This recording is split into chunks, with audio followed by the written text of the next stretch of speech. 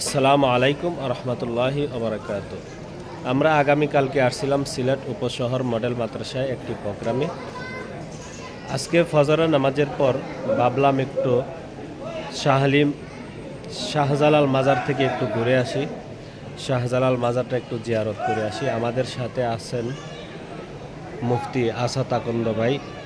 তো ওনার কাছ থেকে এখন শুনবো উনি সিলেট শহরে আসার পর সিলেট শহরের পরিবেশ, তারপর সিলেট উপশহর মডেল মাদ্রাসার পরিবেশ, মডেল মাদ্রাসা সব কিছু মিলে এবং শাহজালাল মাজার সব কিছু মিলে ওনার কাছে কেমন লাগছে এখন ওনার কাছ থেকে ওনার অনুভূতিটা জানবো।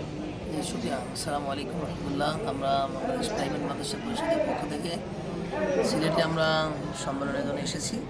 সম্মেলনের প্রথম দিনে আমরা জাফলং সব জায়গায় ঘোরার পরে আমরা ফজরের পরেই এখানে শিব হযরত শাহজালাল রহমতুল্লাহর মাজারে আমরা এসেছি। খুব মনোরম পরিবেশ। আগে আমি যেটা দেখেছি সেখান থেকে এটা আগে যে একটা অন্যান্য গাঁজাখোর বা বিভিন্ন অশ্লীলতা একটা ভরপুর আশেপাশে ছিল, এখান থেকে খুবই পরিষ্কার পরিচ্ছন্ন ক্লিন, আগের চেয়ে অনেকটা ভালো লাগলো।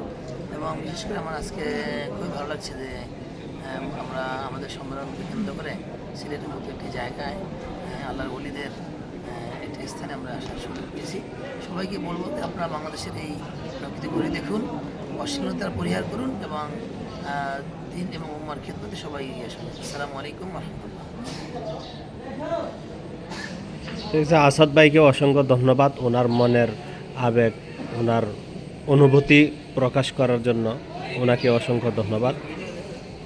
আপনারা সবাই সিলেট আসবেন, সিলেট এসে ঘুরে যাবেন। শাহজালাল মাজার আপনারা এসে জিয়ারত করবেন। আল্লাহর ওলিদের মাজার আছে এখানে। এখানে অসংখ্য অসংখ্য আল্লাহ তাআলার ওলিরা এখানে শুয়ে আছেন। আপনারা এখানে এসে জিয়ারত করবেন, এখানে আসবেন, মনের অনুভূতি ব্যক্ত করবেন ইনশাল্লাহ।